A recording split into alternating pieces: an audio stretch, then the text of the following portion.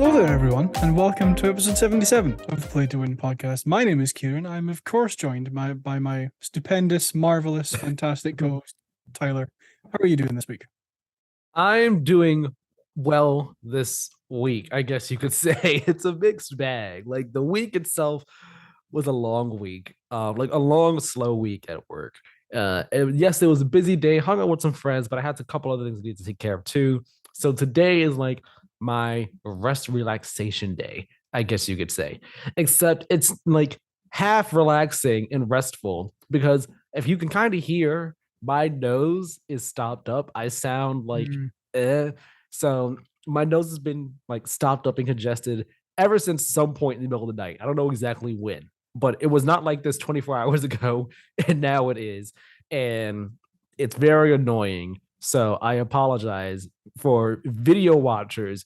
You'll see me like blowing my nose occasionally throughout the episode. Whenever I do, I will mute myself though, so that no one needs to hear all the snot and everything just getting blown on out. No one's gonna hear it, but video watchers, you will see me blow my nose every now and then. It's because my nose, it's bothering me. It's annoying me so much. That aside, though, I'm doing fine. We're making it through. Good. I'm glad. I've had a fairly busy week. Building work has officially started on my grandfather's this week. It got delayed a bunch. It started. Well, I'll talk more about that probably next week. But yeah, it started. Alrighty, it's in full swing. Yeah. Oh yeah, it's all kicking off. But this is the Play to Win podcast, a show where we break down the week's biggest gaming news through in-depth discussion. Just as a reminder, subscribe on YouTube, take notification bells so you know when new podcast episodes go live. We think it's a good show. We think people will enjoy it. Share it with people, like, comment, subscribe, all that kind of stuff. And on podcast services as well, all that. Helps us out with algorithms a bunch. This week, we are going to be I'm going to be giving my thoughts on what happened last week, since I wasn't here. And some fairly big stuff happened last week. So you missed out on one of the biggest news stories in like gaming history. Like, of course, you just had to be gone. I know. I saw that, and I'm like, huh, okay, sure. We're also going to be talking about a new Marvel game that's been announced, and the EA's CEO seems to think that a big boon is in Battlefield's future. Could be. Could be. Yeah, could be. Depending on how you want to look at it, how things shake out. Exactly. But first, we're going to take a trip back to last week so I can talk about some stuff. We'll start with the obvious thing that I missed, the GTA 6 leak. Yeah. Bunch of stuff. I was real quick. I would have missed this one too had I not recorded on Sunday. Like I almost recorded on Saturday because you weren't going to be there. So I was like, okay, I could do it Saturday. But then I said, you know what? I'm not going to. I'll just do it on Sunday. I'll do it Sunday after I cut the grass in the morning. And like I said in the episode, I woke up that morning, fully planned to cut the grass. And then I go on Twitter like I normally do. And I just see all this information. I was like, what? Good thing I didn't record Saturday because this we would have missed this entirely. So we were like, had an episode fresh off that news and all like that. But there have been some developments since then that I'm sure we'll talk about now. Yeah. So my thoughts on the initial leak, I mean, it sucks. Like it really does. I mean, I don't think that the GTA 6 like full-on reveal is kind of ruined, but there is an aspect to it that is now like, well, you've already kind of seen it, so we'll have to address that at some point. I wouldn't even say we've kind of seen it. Like it's just we already knew it was in development. It's just that the first time we're seeing it, it's not the way that we want to see it. It's not the way that we would ideally prefer to see this game in this state. So like seeing anything of the game has been like had a damper put on the big grand reveal, but I would say the grand reveal is completely ruined. No, neither would I. Like because what we've seen so far is not like the typical this is our game. It's more behind the scenes. You see like a bunch of dev tools. There's not real. It's all unpolished. So like when they show off GTA 6 officially for the first time, it is going to be this big grandiose event that I think people are going to enjoy because we will be properly seeing GTA 6 in the state we were meant to see it in when they show it. But nothing can take away from the fact that like this is a huge disappointment for Rockstar, and because For sure. obviously, yeah, because I mean, well, like you said, obviously this is not the first time. This is not the way we would want to see the game the first time we see it. Mm-hmm. So plus, I mean, there is also the thing of like we were hacked, which also sucks because now we have to spend money and time and resources trying to fix like uh Like plug security yeah, holes and stuff, exactly, and yeah. then trying to make sure that source code doesn't actually get put out on the internet for people Yeah, to exactly. have and all that stuff. It was a hot It, mess of epic proportions. oh, it was. I mean, I can't remember. Did you watch any of the leaked stuff? Yes, I watched some. I didn't watch all 90 Neither did clips I. Yeah, because neither did I. I didn't do that. But I watched some of the stuff that ended up on Twitter, some of the stuff that ended up on YouTube. Yeah, Like I saw, I don't know what you saw, but I'll just say what I saw. If you saw the same thing, yeah. of course you say it. But like I saw, the footage of the two main characters, Lucia and Jason, I believe is the guy's character. So footage of them like in the fast food place, robbing the place. I Hmm. saw footage of them driving away. They're getting chased by the cops, so they're driving away, and like you see Yep. Jason. I think one of them you see Lucia in the back shooting at people, but then there's another one where you can see like Jason leaning out the window of a car shooting at people. Saw like some footage of Lucia walking down a street like in a black outfit, like a black dress type thing. I think so. Saw the footage of them like at the strip club, like it seemed like it was like the start of a mission. Saw that. Another bit of footage of Lucia leaving that same strip club. It seemed like outside of a mission though, like not as part of a mission, just like in the strip Mm. club, just like walking in and leaving out at nighttime. Um, I saw footage of Jason like standing listening to two NPCs talk about Yep. the Facebook and the GTA world and all like Yeah. that and stuff. Like I saw that type of footage, and then just like other like real in development stuff. So like Yeah. showing how the AI operates and all like this and Hmm. stuff. So what I saw was fascinating, but it's still just Oh, yeah. like, man.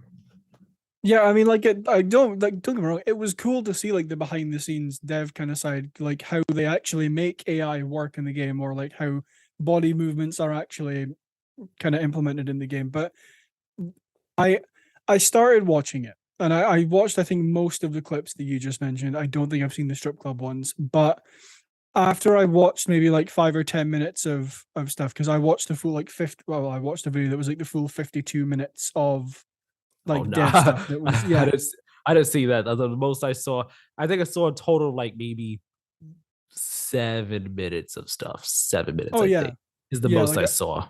yeah, I didn't watch the whole thing. I watched maybe like 10 or 15 minutes of it, and then I was gonna watch more. And then I'm like, you know what? Like, yes, I've seen it already, but I would rather stop watching now and just wait to be surprised when this like actually is revealed. Wait to be kind of Yeah, intrigued by the actual thing. So I stopped watching when I did. But sucks for Rockstar. It really does. I I think the thing that kind of gets me the most is like there are most likely hundreds, if not thousands, of people working on this game that now have all their work kind of out there for people to see without them being ready to show it, which exactly.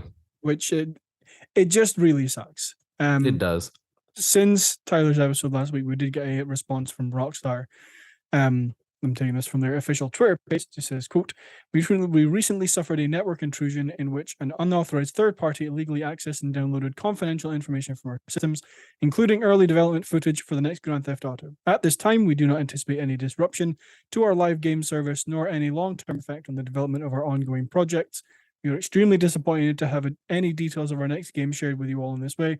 Our work on the next Grand Theft Auto game will continue as planned, and we remain as committed as ever to delivering an experience to you, to our players, that truly exceeds your expectations. We will update everyone again soon, and of course, we'll properly introduce you to the next game when it is ready. We want to thank everyone for their ongoing support through this situation, the Rockstar Games team. End quote. So, I mean, it's a fairly decent response, I think. I think that kind of sums up like, yes, they're disappointed that their game was shown off in this way, and it kind of addresses that, yeah, we're going to have to look into who hacked us. Yeah, like there was, as I said on the episode, like there is like, how do you even respond to it? Like in this Yeah. moment, like do you just put out a regular like a text response like that? Do you put out Yeah.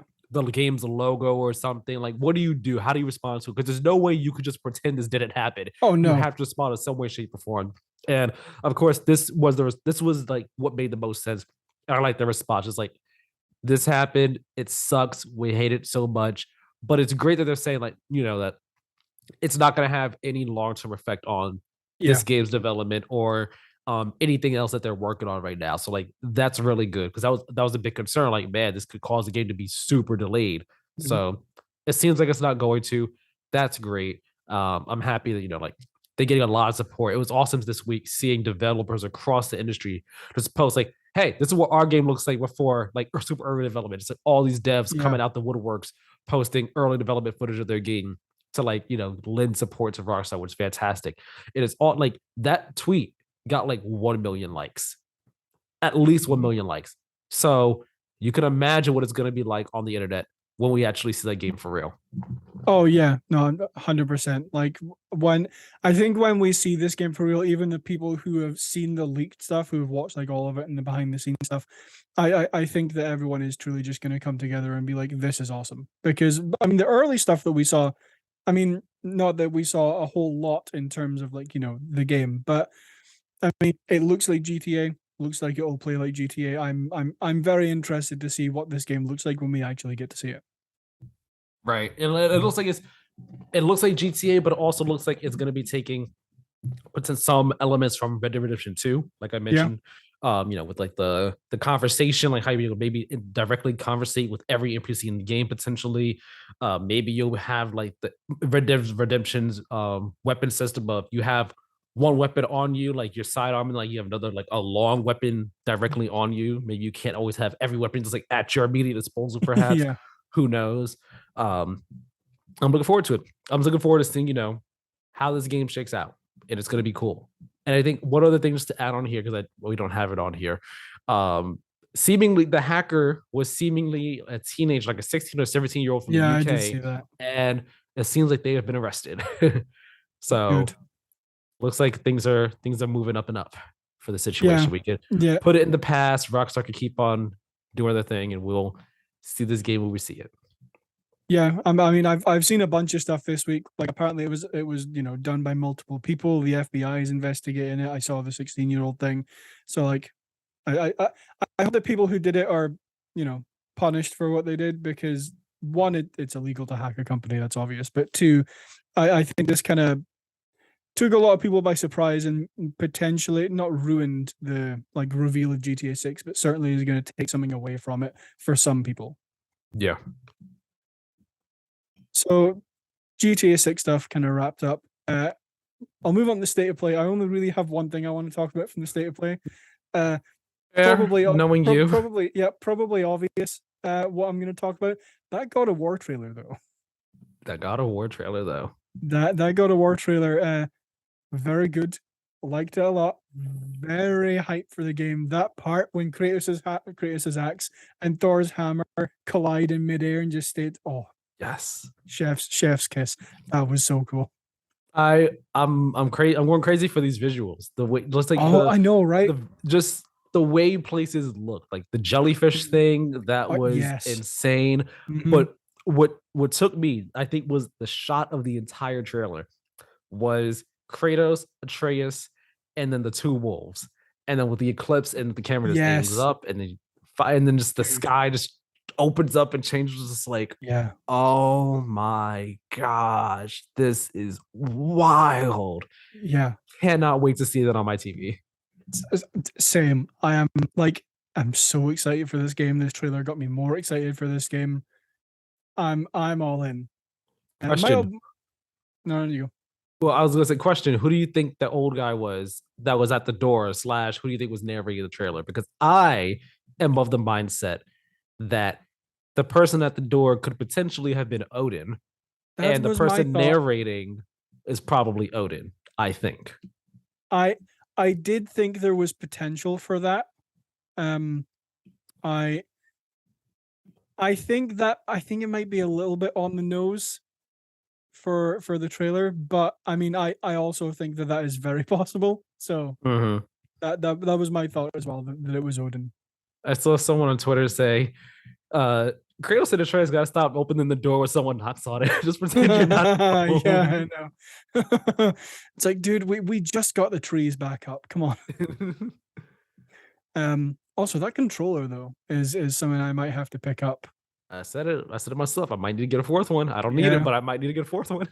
Yeah, I mean, I only have two white ones just now. I'm planning on picking up the purple one, and when I get the purple faceplates.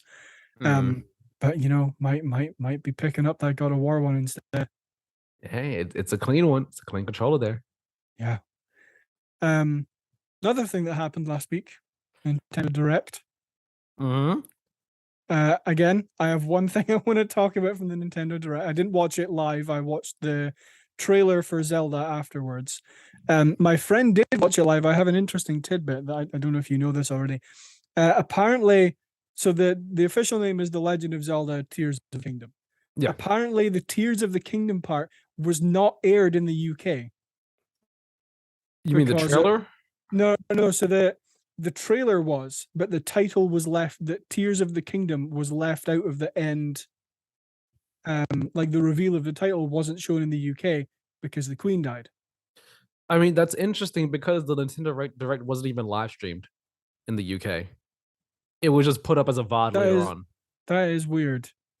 So I don't see why that would have been the case. I mean, this is secondhand information. Like my friend watched it when it came out, so he might be talking crap. But I mean, I think people were saying that because again, like the Nintendo Direct wasn't live streamed over there. Yeah. And then after the trailer was put out and the title was revealed, people were theorizing, oh, this is probably why it wasn't live streamed because this is the title for the game and what happened over in the UK just happened.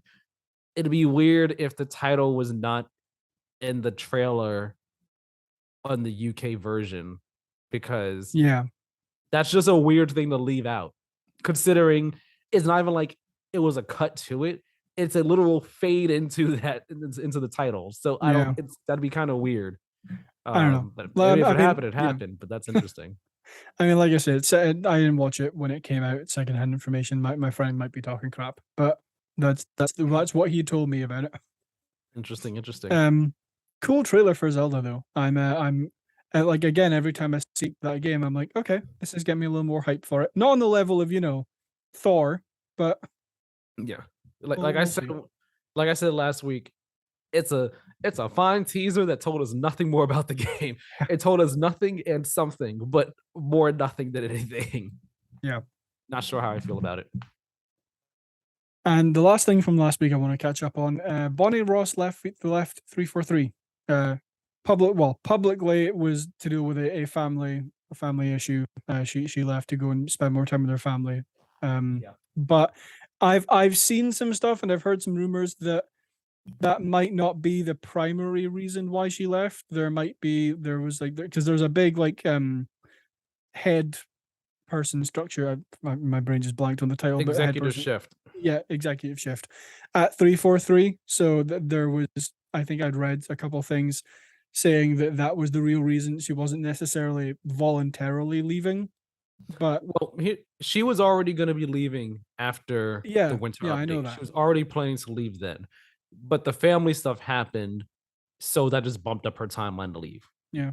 So like I said before, I saw some people online speculating like, I don't believe it. I believe it's a lie, and I'm just like, you've got to be messed up in the head to lie about something like that on that level. Exactly. As the public head of a company, public facing figure, you'd have to be crazy to lie about something like that. Oh yeah. Like to put that out as your public statement for leaving your company, leaving your head position. Like I fully believe that, like, yes, she was planning to leave after the winter update, and yes, people like it was kind of like a push thing of her leaving the company whenever it was she was going to be leaving. But I also believe that family stuff came up and she was like, you know what? Oh yeah, I'm just gonna leave now. Like, why even delay it? I'm gonna leave the company in a couple months. There's all these other important things happening. I'll just leave now so I can take care of this stuff. You guys do your thing.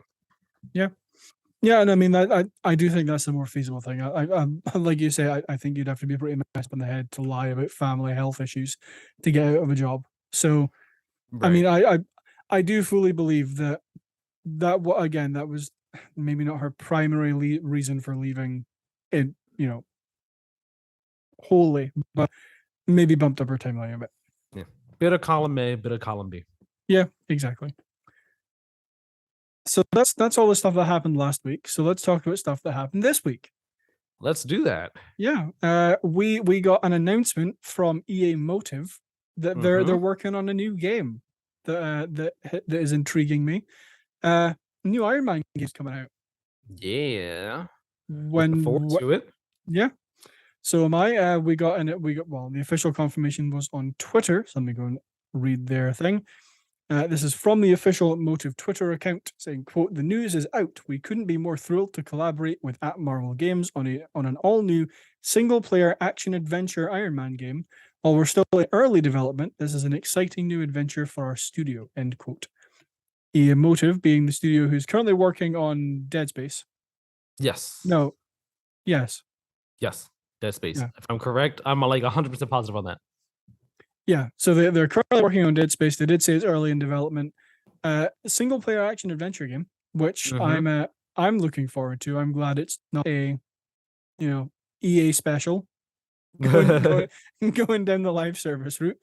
This is our first single player Iron Man game since Sega's movie tie-in in 2008. Did you ever play that game? I did not. I thought there was an Iron Man 2 game as well. I could have swore there was an Iron Man 2 game. No, it's not, because I looked it up before Nope, it's an Iron Man game. Wait, what? There wasn't a game for Iron Man 2, just Iron Man 1? Oh, sorry, there was a game for Iron Man 2. Yeah, I was sitting here, I'm like, I know that Iron Man 3 never got a game, but I'm so positive Iron Man 2 did. Like I never played it, but I have memory of that game existing.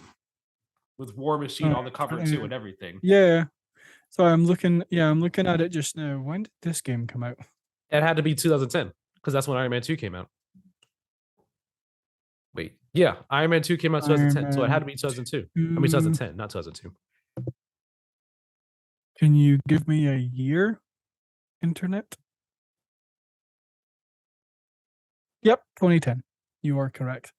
So yeah. Never mind me. This is the first. I mean, still over a decade since the last Iron Man game we got. So. Oh yeah, for sure. Yeah, I'm excited to see it come back. I'll see what this game looks like when we actually show it. When do you think that will be? I mean, they say they're in pre-production right now, so who knows, like how long this has been in the cards and all like that. And also, let's define when we see it. By when we see it, do we mean a CG trailer? Do we mean gameplay trailer? What do we define by when we see it? Because if we're talking a CG trailer, that could be next year. If we're talking like, actual gameplay, 2024, it would be my bet. That's when I would expect to see actual gameplay. Yeah. Yeah, I mean, the latter was more what I was thinking. Is like, when do we actually see gameplay of this game in action? And I would agree with you. Probably 2024 is when I would expect to see it. Potentially 2025 if it is that big of a scope of a game. So, I mean, time will tell. But I mean, is there anything specific that you want from this game? Well, they're saying it's single player, great, fantastic, cool.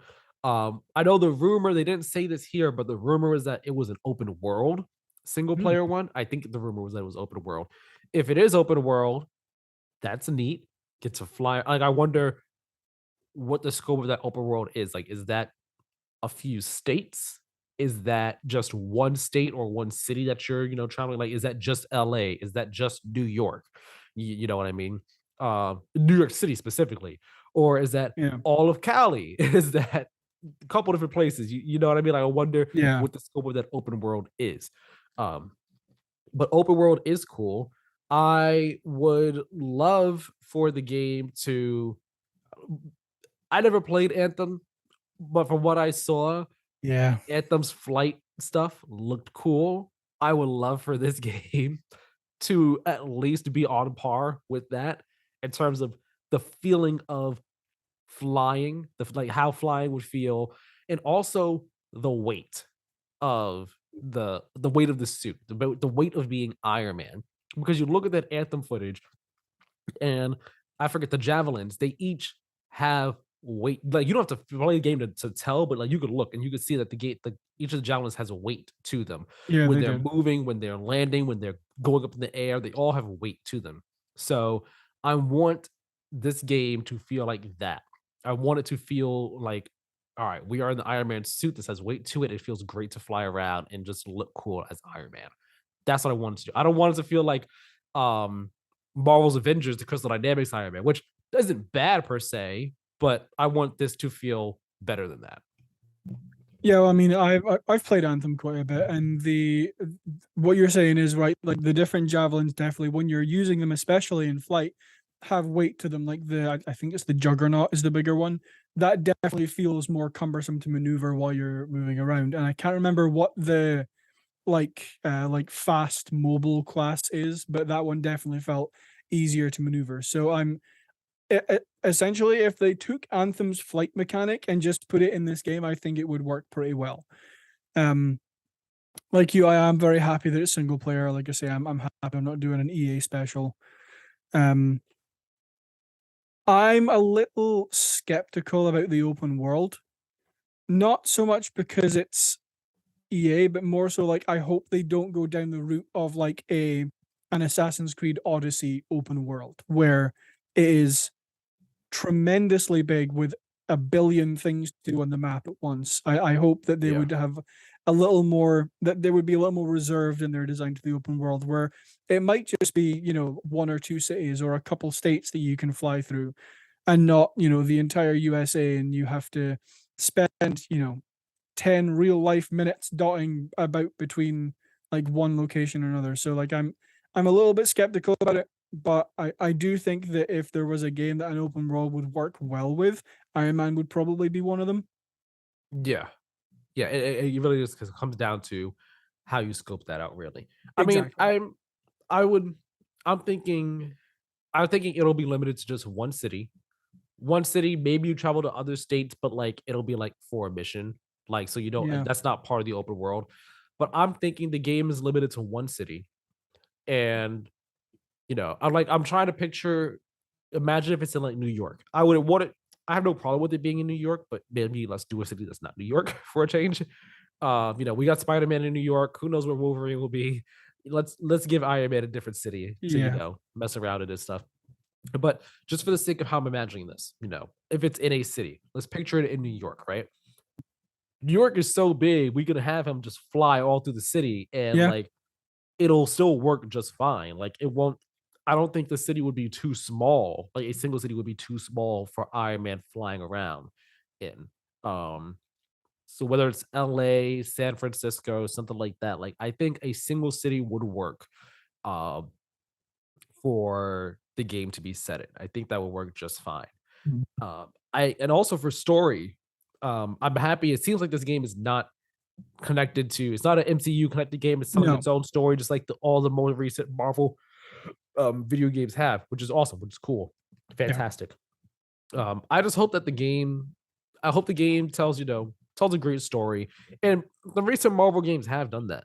Guardians told a Oh good yeah. story. Spider-Man games have been telling great stories. We'll see about Wolverine, although I mean it's Insomniac. I have faith that they will tell a good story Oh with that one. yeah. Uh, so I'm hoping that it does its own thing. It doesn't try to be too married to the MCU in any way, shape, or form. I Yeah. hope people don't look at Iron Man in this game or Tony Stark and be like, it's discount Robert Downey Jr. So I feel like people unfairly threw that at Marvel's Avengers in a way where it's just like maybe that's how you want to look at them. Like you want them to be the MCU characters, but they're not. So you're just like, why are they not them? Um, so I hope that this game, is gonna be doing its own thing. I hope it doesn't get unfairly compared to MCU, Iron Man, and Robert Downey Jr. Well, and all yeah. like that. Yeah. Well, I mean, like, because I think for a lot of people, like Robert Downey Jr. is Iron Man because that's what they've grown up with. Like he has been like essentially the face of Iron Man since 2008. So like yes, I think like they could potentially lean on that, but I kind of don't want them to because like even though Robert Downey Jr. played Tony Stark, he isn't Tony Stark. If that makes sense. I would argue he is, but we don't need. No, He doesn't need to be the only Tony Stark. that's more what I meant. Like Tony Stark is a fictional character in a comic book franchise and is not can not only ever be played by one person. So I would want them to go with somebody else and not try and make it like a Robert Downey Jr. esque. Yeah, yeah. I think another thing I want from this, I want to see like, I want a bunch of different suits. So I want to be able, absolutely. like, not just in terms of like costume skins, like in like Spider-Man has the different skins, for his character, which I'm sure this game will have plenty of. But I hope that we also have other suits that have actual function in the game. So whether that be like a space suit because we end up going into space for stuff, maybe going up into space could be another part of the open world. Who knows? Or like high altitude. Who knows? Potentially, ideas. Like an underwater suit for doing things underwater. Like I hope that there are multiple suits that have different function in here.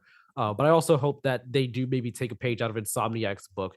And I think even Guardians of the Galaxy as well, in terms of just going through the comics and be like, all right, we're gonna bring in this costume and this costume from this comic and this costume from that comic, just throwing it all at the board and be like, we're just gonna pay so much fan service that way you could use some of your favorite costumes in this game. Yeah. No, like I agree. I agree with you on that. Is like yes, it would be cool to have like cosmetic skins or cosmetic suits or cosmetic skins for different suits, but I do want them to incorporate like you could have, just as an example, you could have like the original Mark 1 suit from 2008 Iron Man, and then you could also have the nanotech suit from Endgame, and those play very differently. Like I would almost like to see it as if you need to use a certain suit for a certain type of mission. Like if say you're doing like a hostage rescue mission, for example, you need a more stealth suit. Whereas if you are storming a fortress, then you need something that was more akin to like the Hulkbuster or something like that, right? Yeah. Like I would like to see them not just have like one suit with different skins, but maybe tailor the open world in a way to like if you like you can do something with one suit if you wanted to, if you have one particular favorite suit, but then you could, or the game will reward you, or it will be easier for you if you use like the medic suit for this kind of mission. I don't know. I guess that also goes into the next thought I had. That being, I hope that this game does not go too heavy on like loot and gear and stuff. Like I don't want it to end up looking like Gotham Knights in terms of how it's approaching gear and loot and crafting and stuff like that. I don't want it to go down that route. Even if it might fit for Iron Man, I don't want it to go down that route because every game does not need to have a gear system and a crafting system and a loot system in it. It really doesn't. Now, like there could be like some, maybe some RPG mechanics to it of like, leveling up your different suits or leveling up different aspects of your suits. Yeah. But I would rather that be done through like experience points or something as opposed to collect 50 of these to then make this and then 100 of this to do this. Like not every game needs loot and crafting and gear and stuff. We don't need all that in the game. So I'm hoping it doesn't go down that route. I really don't. No. Keep it smart, simple, stupid.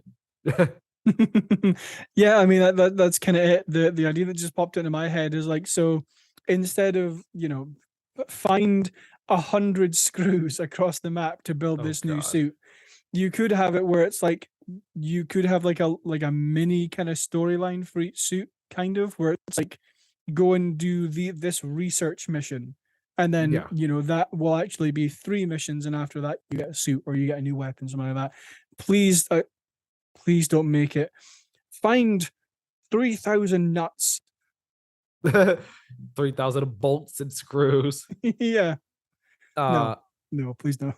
Oh, I think one more thing I had sort of. I'm sure these will be enemies in the game. Can the only enemies in the game can we make it so that the only enemies in the game are not robots? Undoubtedly, robots will be enemies at some point in time. Like almost certain that's going to be the case. Let's not have to be the only ones in this game.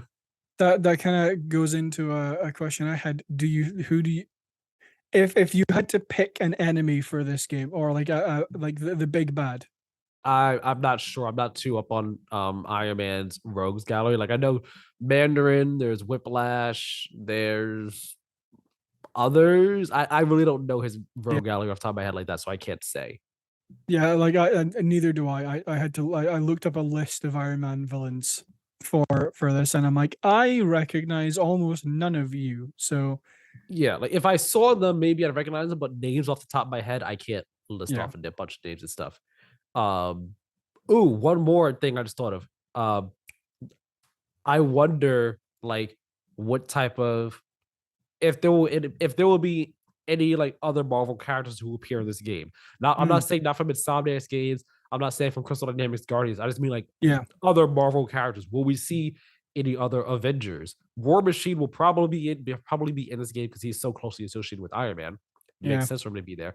But will we see any other Avengers? Will someone else from the Marvel universe just appear in this game? I wonder. Like, I'd be open to it. I'd be so open Yeah. to it. I'd also be open to them just making passing references to them, like Spider-Man does, where it's like, oh yeah, it's Avengers Tower. They're not here, but it's a tower. Oh, Yeah, that's Sanctum Sanctorum. Oh, that's Wakandan embassy, like that type. I'm also down for this yeah, Easter eggs too. They don't need to be there, but also not. I wouldn't be opposed to like any yeah, characters like crossing over and stuff. That'd be cool. It'd be neat. definitely. That's all I got though, off the Yep. top of my head at least. Yeah, same. I mean, we'll see it when we see it. It'll probably be a few years. I'm I'm excited to see what this game, or it was intrigued to see what this game is going to be when we do actually see it. I think it's going to be. I'm going to say right now, I have faith. I have hope. This game will be at least an 8 out of 10. At least an 8 Okay. out of 10. I'm putting my stake on that claim now. Okay. Well, we'll see if that claim comes true 2 or 3 years from now. Maybe. And if it doesn't, I don't lose anything because I'm not betting anything. Exactly. But I'm willing to say it's going to be at least an 8 out of 10. Oh yeah. Well, we will see. Yes, indeed. Okay, we have a very EA centric week this week because we're going to move on to move on to some Battlefield stuff. The CEO of CEO of EA said there isn't a CEO of Battlefield. What am I thinking? No, I think the equivalent of the CEO of Battlefield will be like the general manager or the head of like the franchise. But there's never a CEO of a franchise as far as I can think. Who is the head of so Respawn? Who's the well, Vince Zampella, now he's just overseeing Battlefield entirely. Yeah. Yeah. So if there was a CEO of Battlefield, it would probably be Vince Zampella. Probably him. Yeah. No, CEO of EA. Yes, CEO of EA. So this was reported by Steven Totilo on Twitter during a Goldman Sachs. Goldman Sachs. I thought so. Goldman Sachs. From a Goldman Sachs conference last week, Andrew Wilson, who is the CEO of EA, said, quote, I don't think we delivered in the last 2 iterations of that in the way, and this is about Battlefield, I should say. I don't think we delivered in the last 2 iterations of that in the way we should have. There's a lot of work we've got to do there, but it's a very core, no. At its very core. At its very core, it's an extraordinary IP. And what we've seen in the world of entertainment is that great IP is resilient. And we've seen movies, not live up to expectations of franchises. Star Wars might be one such franchise. And then you can see what happens when you get the right creative team involved and how they can completely reinvent and grow a franchise. And I think we have an extraordinary creative team involved in Battlefield now. We have unbelievable ambition to own the first-person shooter space, particularly as it feels to creation. And in a world where there are questions as to the future of Call of Duty and what platforms that might be on and might not be on, being platform agnostic and completely cross-platform with Battlefield, I think is a tremendous opportunity, end quote. So this story kind of has been like the headlines you'll see everywhere is that of like the CEO of EA says that Battlefield could benefit from Call of Duty becoming Xbox exclusive. So my question on this is like, what kind of benefit do we think that that would be? Do we think that they would have a deal similar to Activision have with PlayStation just now? Do we see them being, Battlefield having a more exclusive future on PlayStation? I don't think they would, it would be an exclusive future. I think it would literally be, marketing deal, just like Battlefield has had with Microsoft in the past. It would be just that on PlayStation. And I think it that's what it would be. But then it begs the question of, would PlayStation go for it? And I'm of two minds on it. PlayStation PlayStation would go for it because Battlefield is the next biggest military first person shooter, I should Yeah, specify, in the space. So, and it's Call of Duty's most direct competitor.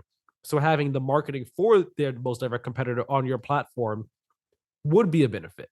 It'd be great for PlayStation because then they're like, all right, we lost Call of Duty, but we got Battlefield. And Battlefield, they've always been at war with each other and stuff. So yeah, you get that win right there.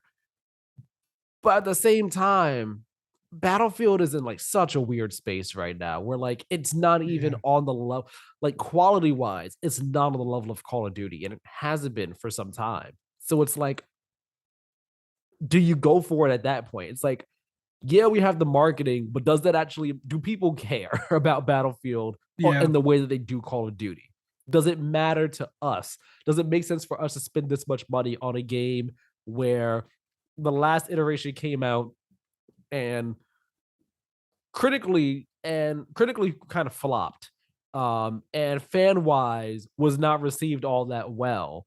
So like, does it benefit us to try to gather marketing for the next one on the hope yeah, that, yeah, it's gonna be great, and then it comes out and like it's just like yet another, wet fart of a response when it releases? Like, yeah, it it's a win. You gotta really wonder like what matters more, being able to say you have Call of Duty's direct competitor, or you know having that competitor that could potentially put out another not so great game like they have for the past few releases. Um, so I think that's like it. That's how I have to look at it. That's how I'm looking at it. I don't think Battlefield would ever be PlayStation exclusive. I feel like PlayStation would much rather have their own like first person shooter than like make Battlefield exclusive. I don't think that would ever happen. And honestly, again, Battlefield, as Andrew Wilson says, being platform agnostic and cross platform can only yeah, be good for them. It gives them more players on more players, more people who could buy the game and all like that. And having a first person shooter multiplayer game like that, it just makes sense for it to be available as many places as possible. It doesn't make sense to put it on one ecosystem when it's been multi-platform for who knows how long at this point in time. yeah. And I think if this was, 2011, 2013, when you have Battlefield 3, Battlefield 4, I think that is, Mhm. I think that's when Battlefield last had its kind of peak.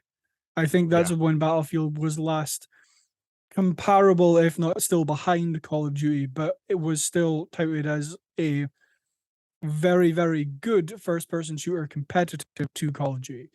Yep. Nowadays, I really don't think you can say that. Like the Call of Duty has continued to be good.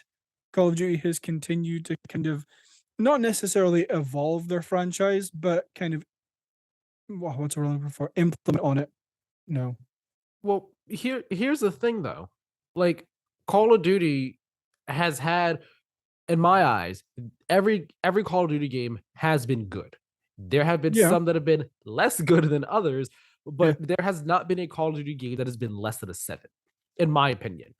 Um, but we had the advanced movement years with Advanced Warfare, Black Ops 3, and then Infinite Warfare.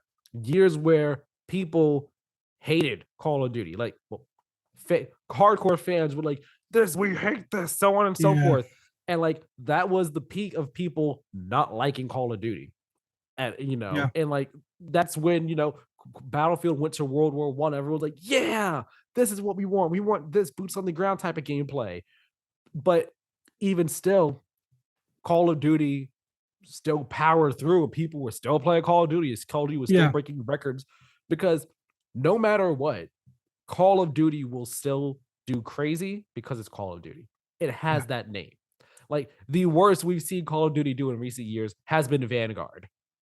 And that's just because Vanguard was in this weird time of like, it's back to World War II when no one really wants that. And it also feels like you got to get a stopgap to like Modern Warfare 2. Yeah. Like it was a weird release in its own, in its own right. But even still, it did beat the Battlefield. You know what I mean? Like even the worst Call of Duty will still do well because it has a Call of Duty name. Battlefield can't really rest on that. It can't, no matter what. Like everyone was hoping Battlefield 2042 was going to be that thing, and it wasn't. Like the Battlefield name didn't hold that game up. It didn't elevate it in any way, shape, or form. Yeah. And you see that the Battlefield maybe innovated or implements it on itself in some way, shape, or form. You know, it brought in Revolution with 4, and then when you had Battlefield 1 and Battlefield 5, you know, they had, what did they bring in? They brought in the vehicles, the big vehicles on the map. I forgot what Oh they're called. yeah, yeah. The like the big train and stuff. The boat and stuff. Right. You had those that they brought in, and which was an innovation for the, I guess you could say, quote unquote, innovation for the series. And then Battlefield 2042, they doubled down on weather effects and all like that. So they've done things as well with their own franchise. It's just the games they just haven't hit that peak that people wanted. And then Battlefield 5 also had their battle royale, the Firestorm, which kind of didn't really take off. But it was them kind of, you know, trying to bring it to a new space in the first person genre. You got to give them that props on that for at least. Oh yeah, 100%. Even if it didn't take off. So Battlefield's problem, I think, is they keep getting in their own way with what they want to do. I feel like they try and chase trends. It seems like in recent years they've been trying to chase trends, but not successfully doing it. Whereas Call of Duty chases a trend, it does it, and they nail it. Yeah, and you kind of touched on something that I was going to bring up, in that I can see PlayStation striking a deal with EA for like the brand marketing kind of thing. But would they want to do that if they have their own first person shooter in the works?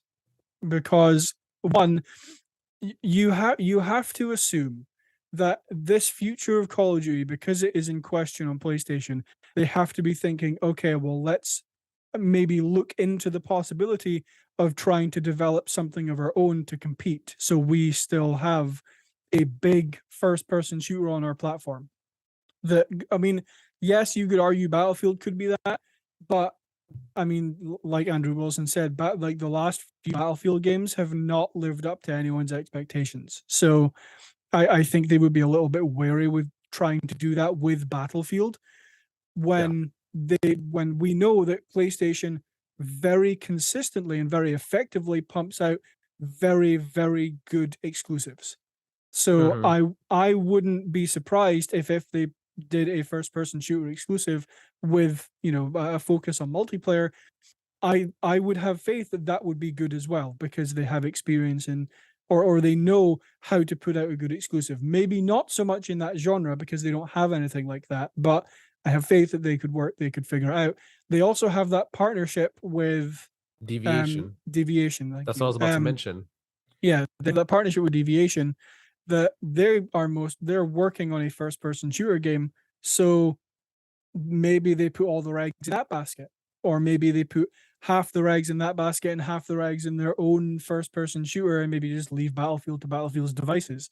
So I'm with you. It's definitely not going exclusive to PlayStation. I don't think that PlayStation would want to fork out for that, considering the when people think when people think first person shooter, your immediate thought is not Battlefield. Your immediate thought is Call of Duty. It doesn't have that same household appeal that Call of Duty does. And I think that's what PlayStation relies on with Call of Duty, is that big name appeal that everyone knows. That, like, if you're not a gamer, you will probably know what Call of Duty is. You might know what Battlefield is as well, but there is a likelihood you won't. So I definitely not going exclusive. I could see them doing a brand deal with Battlefield and EA to say, DLC early, we have marketing, stuff like that. I could also just see them go the route of deviation in their own game.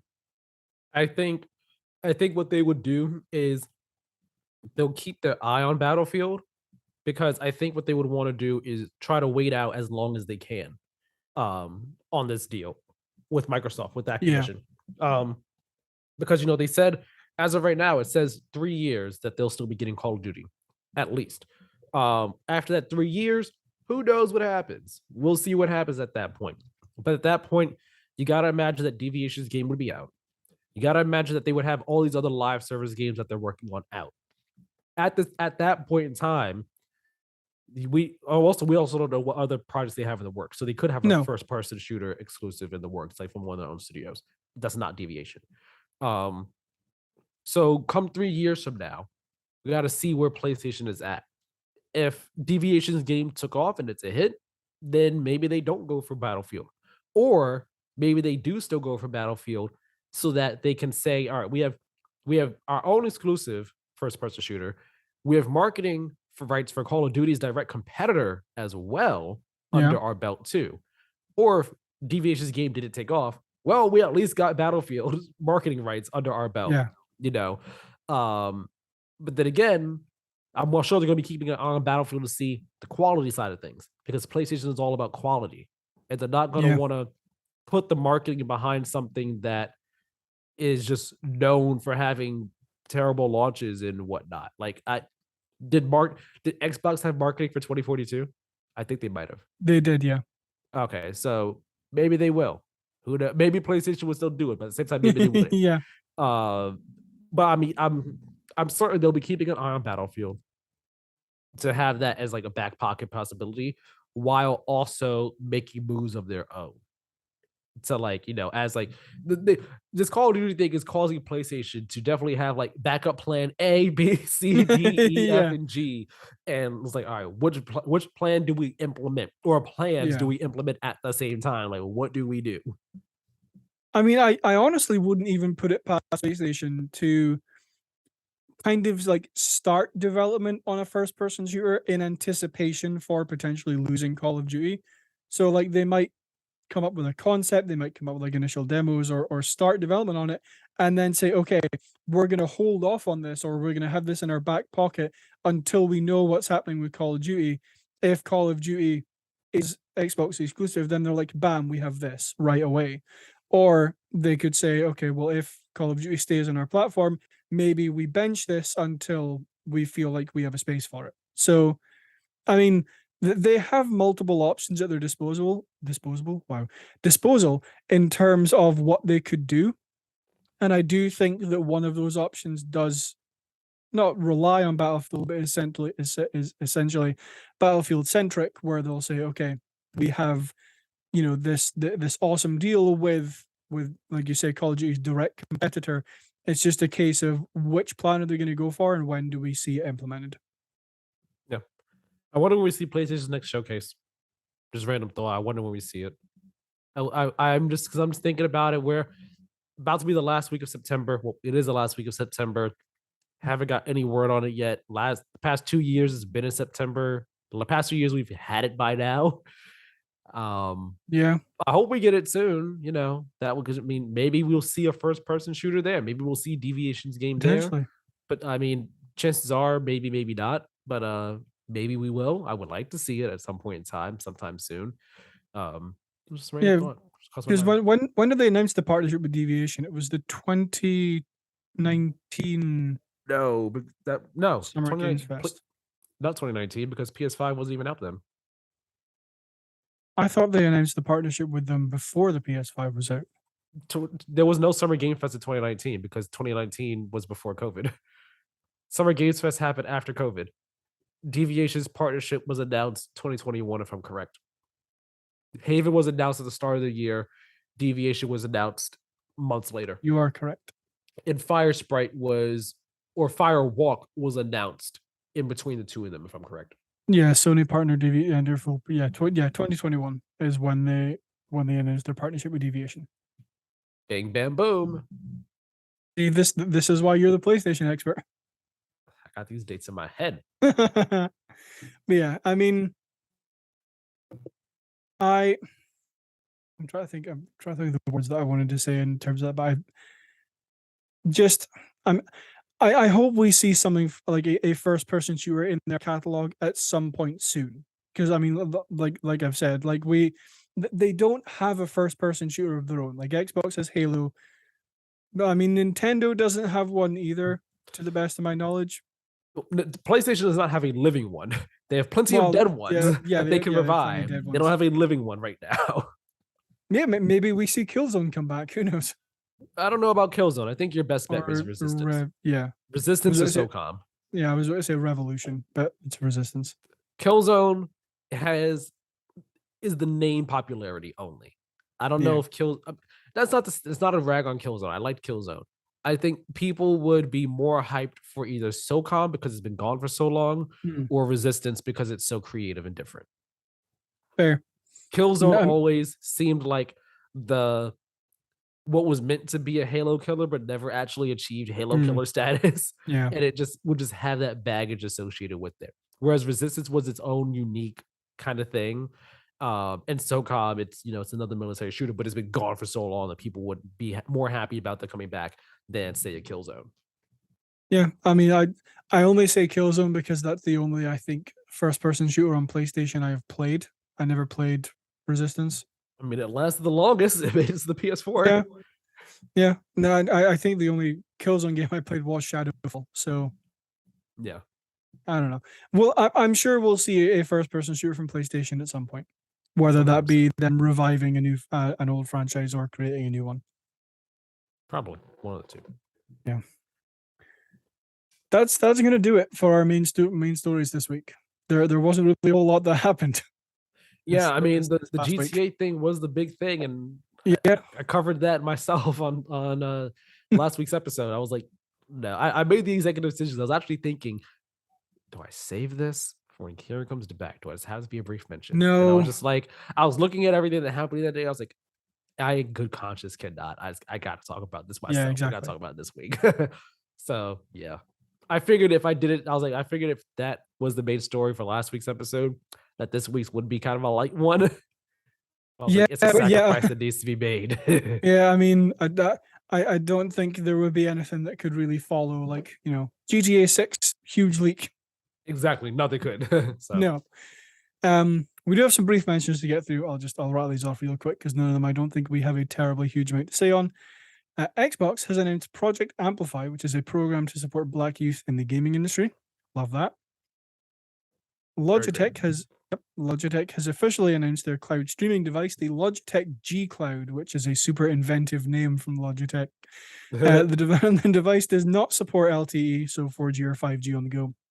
It is primarily designed to be played at home on Wi-Fi and will support Google services, Xbox Game Pass, NVIDIA GeForce Now, and Steam Link. The G Cloud will cost $349 and launch on October 18th in the US and Canada. I'm not getting it, but cool thing. Yeah. It's a fine thing that exists for people that want a dedicated cloud gaming streaming device. Exactly. If you want that with multiple services on it, could be up your alley. If you're not into it, I don't think you're really missing out on much. I would agree. I would also put forward the argument that it doesn't have multiple services, but the Series S is $50 cheaper. And if it's a device that you can only play on Wi-Fi, Series S would be a good option as well.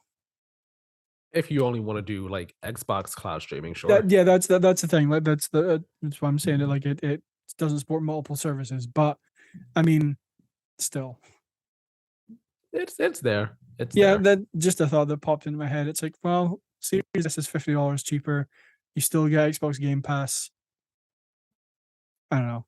You know what's also cheaper? Just buying a Razer Kishi or like the PlayStation backbone and just popping it just using your phone. Yeah, that's also cheaper. But I mean, again, there is a purpose for this. Exactly, there's a market for it. Sure.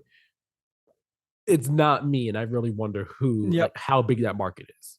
Yeah. Yes. Because if So it's do I. Wi-Fi only, I imagine people would probably have other means of doing the cloud streaming already for these things. But Yeah. hey, it's there. It's an option, and you can't be Yep. mad at options.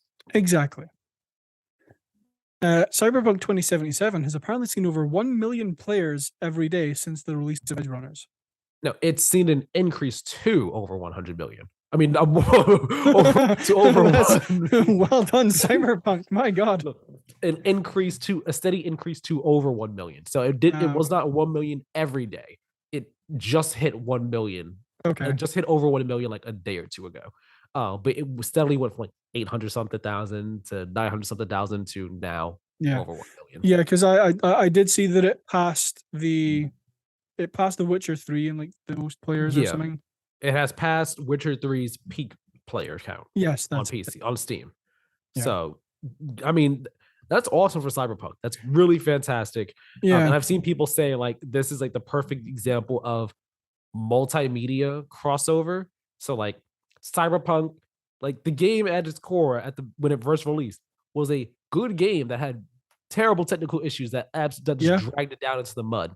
And they've been working ever since to fix things and get it in a good state and all, adding features with each update and everything like that. Yeah. And now the Edge Runners update was like the final cherry on top, in addition to the Edge Runners anime, which apparently is stellar, fantastic, top 10 of anime according to what I'm seeing from people. I haven't yet watched it yet myself.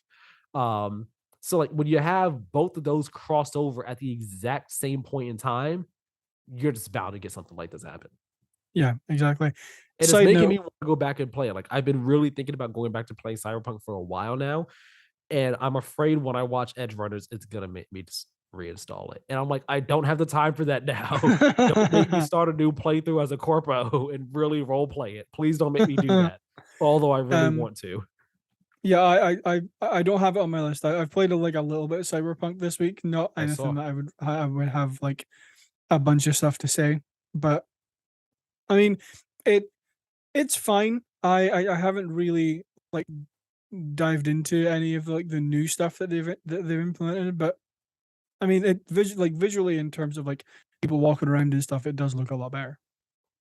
Cool. I'm happy to hear that. I will go back to play it at some point. I'm not sure how much my views on the game itself will change because my core issues with the game were more of the core gameplay things, not really like I love the world, the story, technical issues aside. It was the core gameplay aspects where I was just like, it's fine.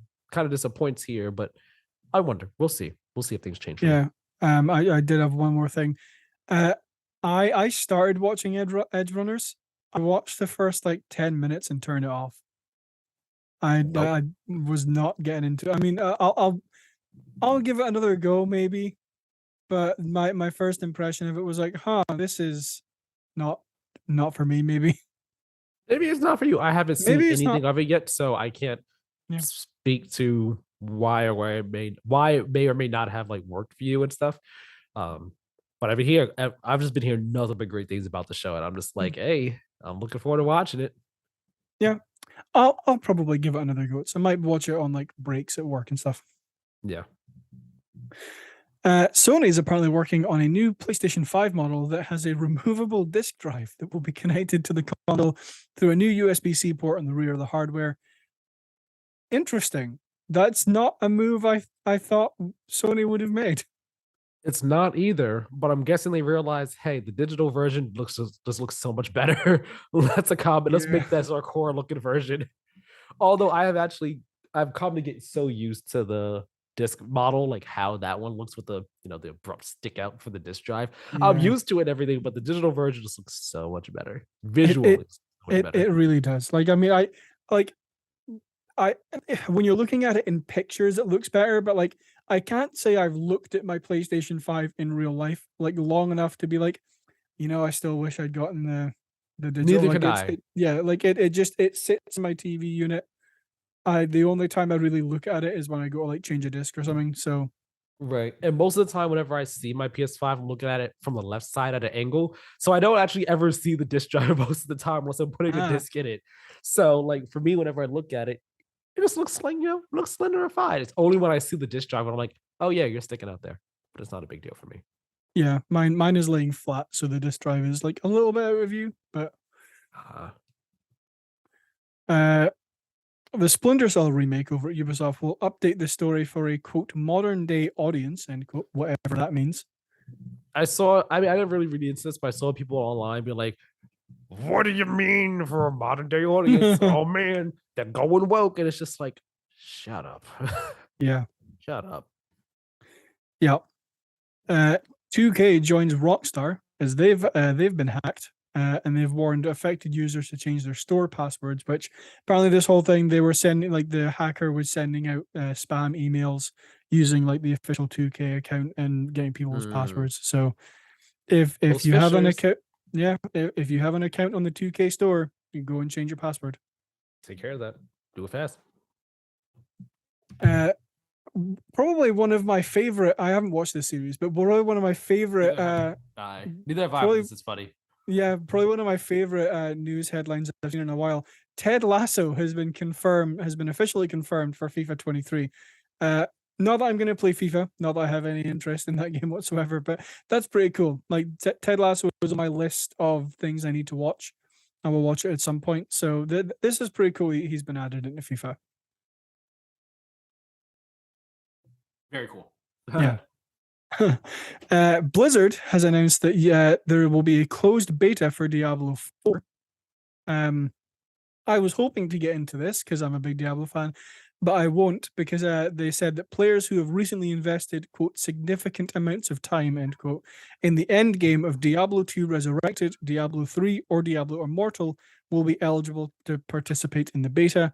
The closed beta will let players straight into the end game of Diablo 4 and will be available on all platforms. So, I mean, like I love Diablo. I haven't played Diablo 3 in quite a while. I bought Diablo 2 Resurrected in a sale that happened a couple of months ago. Haven't gotten around to playing it. So I'm not going to be participating in this as much as I would like to, but I hope that the people who get to will have fun. I hope so too. In other Diablo news, like 40 minutes of gameplay leaked this week as well. Oh, so, yeah. You know, if you want to watch that, maybe go take a peek at that somewhere on the internet. Yeah, I might honestly, because like I love watching that game. It looks really good. It was a leaky week for the games industry. Yeah. Let me tell you that much. Oh yeah. Last couple of brief mentions I'll get through real quick. Atomic Heart has been delayed from Q4 2022 to quote this winter. That's all that was said. And Oxenfree 2 Lost Signals has also been delayed to 2023. Yeah, sad times. But Yeah. I mean, hey, the games will be better for it. Not like Exactly. we're missing. Not we're like in a dearth of games right now. Anyway, Yeah. we're about to be like we're on the horizon of just a bunch of big games coming out. So yeah, we were talking a little bit before the podcast, and you were like, "What games are coming out in the first few months of next year?" I'm like, "Everything." yeah, and like this fall just makes sense to get out the way this fall. We got Gotham Knights, Plague Tale Requiem, Call of Duty Modern Warfare 2, God of War, Crisis Core Reunion in December, Callisto Pokemon. Protocol in December, Pokemon as well. There's already a lot of games about to come out too, so it's like it's fine. You all can take your time. Yep, exactly.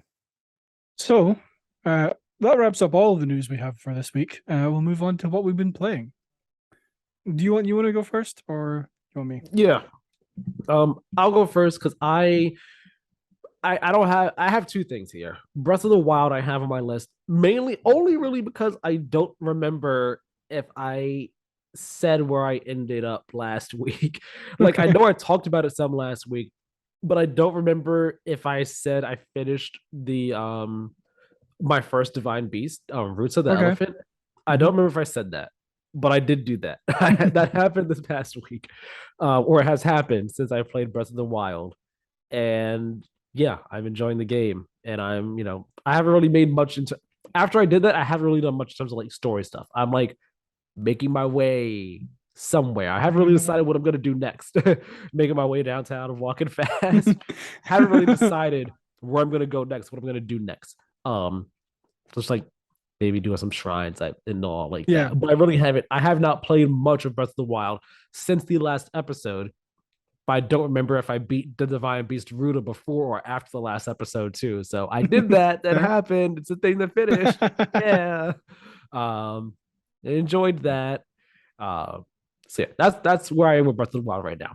But this week was mainly, well, no, this week I didn't even really play the Modern Warfare 2 beta that much, but I didn't talk about it much last week on last week's episode because I was still doing my impressions. I was like, I'm gonna do my Yeah. impressions video first for it, and I'll talk about it more in depth on the next week's episode. On this week's episode, if you have not watched the impressions video, go check it out. Gives my first impressions on the games, on the beta for the first weekend, for the first week of the beta. The second weekend of the beta that is happening as of recording. It will be done, I think, the day after this episode goes live. Has some new stuff. So it has a few extra modes. I think like a few new maps and all in that were not in the first weekend of the beta. I don't cover those in my impressions video. But go check that out if you have not. Now, Modern Warfare 2. As I say it in my video, it is more of Modern Warfare from 2019 for better and for worse. It feels just like Modern Warfare 2019. It feels great just like that one. The guns sound great. They look great just like in that game. Movement feels just like it did in that game too. A lot of the kill streaks from that game are back in this one too. It really feels like you are playing Modern Warfare again with a few new things. For some, that might be a good thing. For some, that might feel like a bad thing. And I had so much fun playing because I was like, all right, it feels like Modern Warfare 1 was a great game. I liked playing it, even with the issues I had. Modern Warfare 2, I had so much fun playing it too. I've had a lot of fun playing it, in spite of some of those old and new issues. So like spawning is like I didn't have as many bad spawns, but spawning is still an issue with this game. Okay. I couldn't find the clip when I was putting the impressions video together, but like I definitely spawned in the enemy's line of sight a few times, or like right around the corner from an enemy a couple times as well. Like that's still a thing that happens, unfortunately. Lobby disbanding is still happening, and map voting is still not present. But Infinity Ward did say they are going to be looking at lobby disbanding. But those are like some like old issues that are still present now. But like some of my newer issues that I have with the game are with the gunsmith and the perk system. So like the gunsmith, gunsmith is still awesome. I'm still happy it's back. But they have this new system there with like platforms and receivers. So you have like a base weapon platform. So like let's say the M4, right? That is a weapon platform. And there are all these weapons that are like part of the M4 platform. So essentially they are part of the M4 family, but you know, they might be a submachine gun or a light machine gun or a battle rifle, but they are part of the M4 family. They all use M4 parts. Okay, use that as your way to wrap your head around platforms. Yeah, okay, got it. As you level up the M4, right? You unlock a receiver for another weapon in that platform, right? So then you can go down to weapon and level up that weapon, and then you unlock a receiver for another weapon that's part of the M4 platform. Okay. So, for example, the M4 platform has the Icarus light machine gun, the M16 assault rifle, it has the FTAC Recon battle rifle, and then it has the FSS Hurricane submachine gun. Those are the weapons of the M4 platform. Okay. Well remembered. You start with the M4, you level it to a certain point, and then you get the receiver for the Icarus light machine gun, and you get the receiver for the recon, I believe, is the next one you get. Okay. You level up the recon to a certain point, then you get the receiver for the Hurricane, which lets you use that weapon. Follow? For the Icarus light machine gun, you level up that to a certain point, you get the receiver for the M16. All the attachments, any attachments you unlock for any of these weapons carries over to all the other weapons on the platform. So it means now you don't have to level every weapon up to like level 60 to unlock every attachment for it. Yeah. You get the M4 level 20, all those attachments work on any other weapon. If you want to have every attachment for the M4 family, you have to level up every single weapon in the family, in the platform, to have all those attachments. Leveling up the weapons, it's fairly easy. They level up pretty fast. My annoyance with this, though, comes from the fact that some weapons are locked behind gun through the platform progression. So Okay. you know how normally you reach your character rank like 16 and then you unlock a weapon, like Yeah. you unlock weapons as you yourself rank up. Yeah. That's not how you unlock every weapon in the game. Okay. Some of the weapons are Mhm. only locked behind the platform progression. The M16 is one of those. In order to unlock the M16, you have to level up the Icarus light machine gun, to get the M16. Okay. Yeah, I'm with you. So it's like, I want to use the M16. I don't like using light machine guns though, but in order to get it, I have Yeah. to use this gun I don't like. You get what I mean? You Yeah, get how no, that could be annoying. that's not good. And then there's, in the second weekend of the beta, they've added some other weapons for you to use, because now you can reach level 30. The first week of the beta was kept level 15. So Okay. now you can reach level 30, you get other weapons you could use. There's a family called the Lackman family, which is essentially MP5 family, but Okay. they just can't use the MP5 name in this game. Yeah. The first weapon for it is this, I think it's a battle rifle. It's either a battle rifle or a tactical rifle. Basically, it's like a one-shot weapon. Yeah. Um, that's the first weapon for it. The recoil on this is insane. It is a Oof. pain to use this gun, an absolute pain. But you have to level it up in order to unlock any of the other weapons in its family. Don't like that. So I can't. So like, I just unlocked the I just leveled up enough to use one of the SMGs for it, Okay. and I'm just like, thank you. I don't need to use this anymore. Yeah. Or maybe I do if I wanted to use some of the other weapons, but the ones I want to use from it, I don't need to use it anymore. And I'm like, it does streamline things. It streamlines getting attachments. It certainly does. But at the same time, it causes a new problem of some weapons are locked behind it, which also means in turn Yeah. some attachments are locked behind progressing weapons you don't like, and Yeah, that's no, annoying. And I'm not that big a fan of it. yeah, no, like I can see how that would be an issue because like in Call of Duty, I hate using snipers. Like I can't stand using snipers. I am a like an assault rifle, submachine gun, potentially shotgun person. So like if I have to use a sniper in order to unlock, say, my favorite assault rifle or submachine gun or something, that's gonna annoy me because like I say, I like and the reason I don't like snipers is because I can't snipe for to save my life. Like I'm Yeah, much more a run in guns blazing than be tactical halfway across the map. So that's something that's definitely gonna irritate me, I think.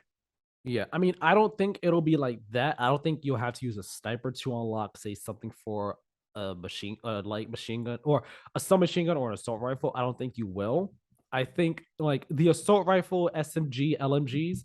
I think any weapons in those platforms will really cross over with one another. I don't think the Okay. snipers will end up crossing over with the others. Oh, Um, okay. I Oh, don't okay. think So that's really yeah, going to end up so being the case, yeah, so it's not just based off like what I've seen. yeah, so it's not like to unlock like this assault rifle, you have to, they're kind of grouped into like families almost. So It's like literally, if I'm correct, it's based off like actual real life families. So like the okay, M4 platform, it each of the weapons there share like a same base in some way, shape, or form. okay, They share a same base, but their parts are different. yeah, yeah, So that's like the M4 family. The Lockman family, they all share a same base, but each of their parts that make these different weapons are different. You get what I mean? I get you, Even if yeah, they're like in a different class, they still share a same base. yeah, I don't believe anything, just based off what I saw and how many weapons are like in the assault right in the M4 platform, and then the Lockman platform, like how many weapons are in those, and then where those weapons are like class wise, in addition to, just what other weapons you level up, you earn by leveling up yourself. I don't think any snipers are going to be crossing over like that. I think okay, it's more so just like assault rifles, maybe SMGs, maybe something like machine guns. Um, but I mean, just as a core principle, it's a bit annoying. I, I yeah, get I get the purpose of it. It also encourages you to use different weapons too. I'm just not the biggest fan of that. The perk system though is also even more frustrating, because it's like, now instead of having your core, you know how normally you pick three, boom, you're done, yeah, right? Or in some trigger gauge, you have to pick 10. So you can, like, if you want to have six perks and yeah, only a weapon, sure. Um, Now you only start with 2 perks. You start 2 perks. Okay. You get a third bonus perk partway through a match, and then you have a fourth ultimate perk that you get sometime later in the match. You choose what they are, Okay. but they're time gated. The bonus and the ultimate perk. So you get them after a certain amount of time passes. That time you could decrease that time by getting kills and completing objectives. Okay. It's annoying though. I personally don't like it because one, it's a change that I feel like did not need to be made. Like we're doing I this would just agree. to change things that like we're changing it for change's sake. I don't Yeah. get what the purpose is. It doesn't. This isn't explained to you in the game at all. Like how it works. Oh. It's just like, oh, this is okay. This is what it is. How does this work? Doesn't explain it. Okay. It's just there for hate you that. now. And then there's also the fact that like if you join a match mid game, you're not gonna be able to get all the perks that everyone else that was in the match from the start has. Or Okay. if you're playing against a team that is utterly dominating you, they will get all their perks faster than you will get your perks. You will have to wait longer to get all your perks than they would.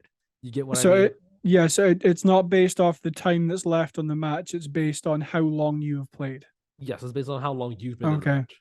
So Yeah, like if no. you join a match that's been like 5 minutes in and it's like 2 minutes left, some people will have all their perks or at least 3 of their perks, whereas you will start with just your 2. You're not going to be able to get all 4. That seems a little unbalanced to me. Again, like I said, it feels like a change made for change's sake, and Exactly. I'm not on board with it.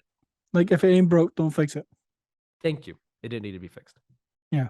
Those bad things aside, like the community's been in an uproar about other things, like footsteps are too loud, red dots are not on the map, and I'm like, red dots haven't been on the map for a hot minute, fam. Like it's all in your compass. Like I don't really care about that. Footsteps, I'm not hardcore like that. I hear what I hear. Is what it is. Yeah. Some of them have been going real heavy on like other aspects of the game. Those are my 2 big gripes with it as of right now. So far, I've been liking the maps that are in the game. They added a third-person mode for the first time since like Modern Warfare 2 first introduced it. I think it was in Modern Warfare 3 as well. But third person, it's so much fun. I didn't like it in the past, but I really love it now. It might be my preferred way to play this game. I'm not even gonna lie. Okay. Wow. It was very fun. But the maps I've been enjoying. They added one new map the second weekend that takes place at a museum that is really big, and I actually don't like it all that much because it's big and open. It's like I saw someone online describe it perfectly. It's like if you don't move enough, then you get rolled over. But if you move around too much, you'll end up just getting caught by people. So it's just like it's a weird map to try and figure out. I've only played a few matches on it though, not a whole lot. But for the most part, I am liking the maps and everything. I'm liking the weapons. I'm like I said, this game feels like Modern Warfare, the original, for better and for worse. Like the good things about that game are still great here. Some of the bad things about that game are bad here. And this game also has some new things about it that aren't that great. But even still, like I had a really great time playing it. And I'm sure I'll still have a great time playing when the full game comes out in October.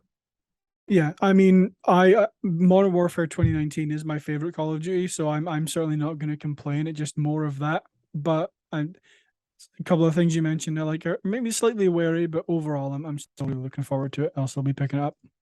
Yeah, and I mean, when I say it's also like more of the original, like when I say like it feels just like that game, it really does. Like there's outside of the things I mentioned, there's not much new. Like of course there are new maps, but like features wise, not really many new features.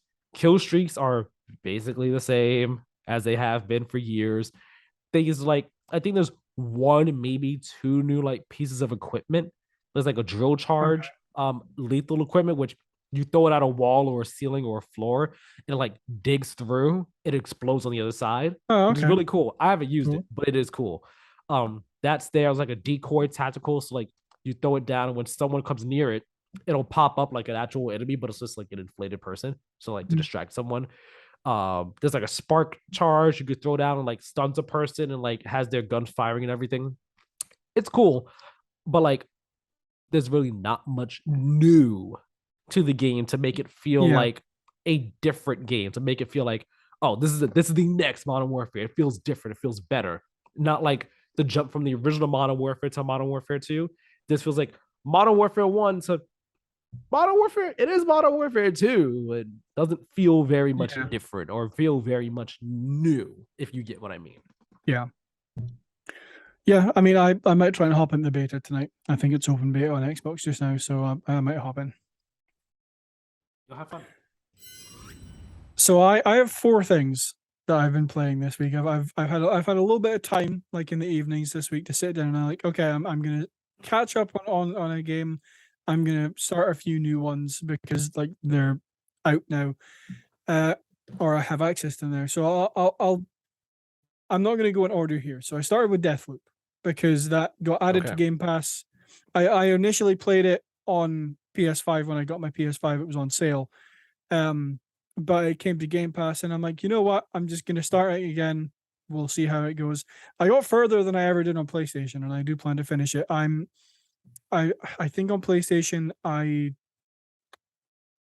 can't even remember where I got to on PlayStation, but on Xbox, I have fully unlocked the world. I've unlocked like infusions, and Nice. I think the most visionaries I've killed in one loop, I think, is 4.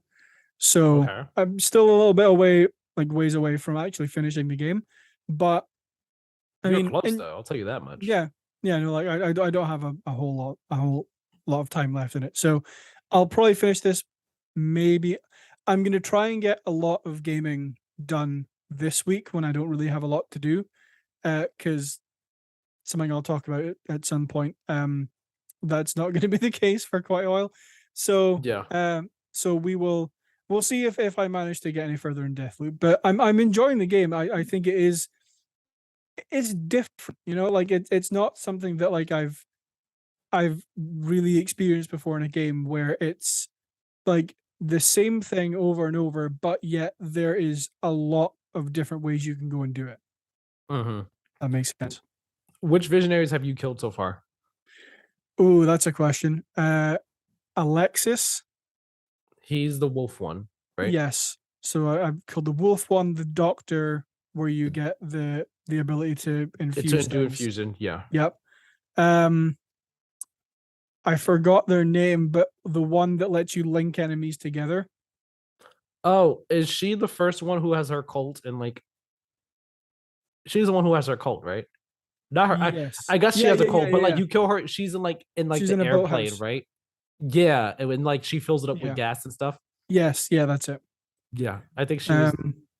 I say quote unquote the first one because I'm not going to count the doctor because you have to kill her to get the infusion. Yeah, That's part of exactly. the story. So like that has to Okay. happen.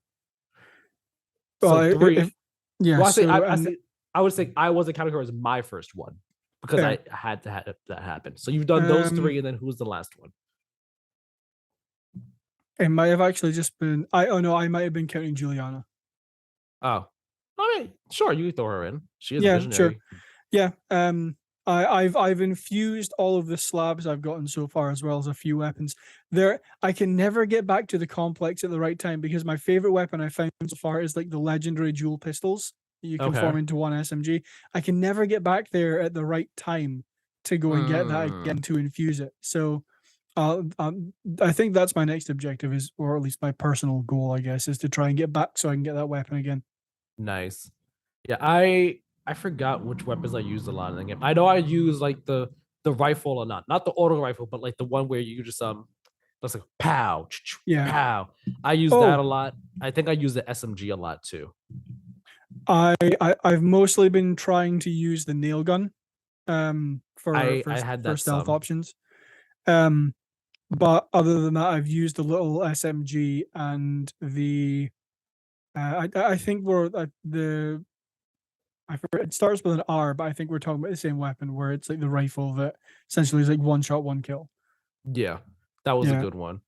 Charlie is the other visionary I've killed. The one I was wondering if you killed him. Yeah, the guy who's in like the big alien That was a game fun show thing. place. It really was. Like I actually really enjoyed the design of that area when I was in it. Yeah. That was a fun one to do. I think if the Link girl wasn't my first one, he was my first one. Because Yeah. he was one of the first ones I did. So if he wasn't first, he was second. Um, but yeah, I think one of the harder ones you will have to do will Frank. be, huh? Is it Frank. Frank? Um, Frank. Frank will be hard, but it will be. I don't want to spoil the ways you can approach Frank, but there is a very clear, straightforward way to approach Frank, and if you approach him that way, it is so much harder. That's Than the way if, I approached him, and I died. yeah, without your powers. Yeah, with the slabs nullified. Yeah. That's the straightforward way. That makes it so much harder. There is a way to kill him without having to go in that front door, though. Yeah, I've found a couple of like hidden ways into his place, and I'm like, huh, Yeah, I'll remember that for next time because I'm sure yeah, I'm gonna die. yeah. Doing that makes it easier to kill him, even though that's not the way you have to kill him to beat the game. Yeah. But he's tough. And then there's another one. I forgot her name. Oh, it's it's the Not like one. Constance or something Say it something like again. that. Is it Con? No, I don't think this is her name, but Constance or Clementine. I forgot, but it's the only other girl. It's the only other girl. It's not the Fairly doctor. It's fairly not certain it's Juliana. Clementine. Yeah, it might be her. She's a tough one to kill because her ability is the one that makes her like have stronger defense and everything. Mm. So she's harder to kill on that level. But if you don't go after her, if you basically when you go to fight her, right? If you Mm. get caught, you are then put on a time limit. Oh, okay. And if you don't either A, stop the timer, or B, get out before the timer is done, you will die. Okay. Like Oh, I'm saying that without spoiling exactly what's going on, but like okay. it's trying to take her. If you're going after her, you might take a few attempts to actually kill her. Okay. No, I've lied. I killed 5 visionaries because I also killed the guy who gives you invisibility. Forgotten his name, but I feel like I know that's who it is. that's the most recent one that I've killed. He was wait, where him? He's Oh he's the god. scientist guy. Um you know when you first start the Yes, game and you yes. go into the control room and watch the I know what you're talking about. yeah. I know who you're talking about, where he is exactly. Oh, I he goes to the party, right? That's how you kill him at the party. No, I killed him in there's like a lab area in the complex that's outside that Oh, like he you was have there. to yeah. Got it. Okay. Yeah. That's not how I killed him. I killed him at the party. Yeah, because I haven't yet killed more than one visionary in The I same know you space. yeah, I know you can. I just haven't yet done that. I've killed them all individually. Got it. Okay. Yeah. I wonder what you're gonna think of the ending, especially because they've extended the ending, and I actually don't know what the extended ending is like. I haven't looked it up yet, so I'm curious to see what that's like. Yeah. Yeah, we'll see. Okay. Like I say, that's one of the games I think because I don't have a whole lot of time left in it, I think I'm gonna try and get finished soon. I think you could. Like Yeah. it seems like you're making good progress. And honestly, if you dial in on this game, you can finish it in a couple days. Because there's Yeah. really like the once you get going on the path and like really nail down, all right, this is who I want to take out, and you do those things. Like I said, when I played it, the game becomes, for me at least, came easy really quickly. Yeah. Another game that I actually don't have a whole lot of time left in, which I started on Wednesday, is Stray. I Lovely. I so the only reason that I started this game is because it popped up on my PlayStation dashboard that like, hey, get a 7-day free trial for PlayStation Plus Premium, and I'm like, sure, I'll take a look and see what's there. I'm like, oh, Stray's here. Like that's a game I want to play. It's not very long. I can beat it before the trial's done. Good, awesome. So I have just gotten to Antvil, I think is the name of the big like kind of the time that's like built into the tree that you climb up Yes, to go and meet one of the outsiders. that's what I Um, thought of. yeah. So I really don't have long left in it. I did look up like a mission list to see how Yeah, you are very near the end of that game. yeah. So I mean, I'm honestly like probably gonna try and finish that tonight. Um, I'm really enjoying Stray. Like it's Mhm. like don't get me wrong, it's not like my favorite game that I've played, but like I am really enjoying it. It's cute, it's fun, it's intriguing. I I understand now what you were saying. Like the story isn't really about the cat. The story is about like the world and what happened to it. Right. Um, I mean I think when you talked about it, you touched on this. There isn't really combat in the game. There is like Yeah.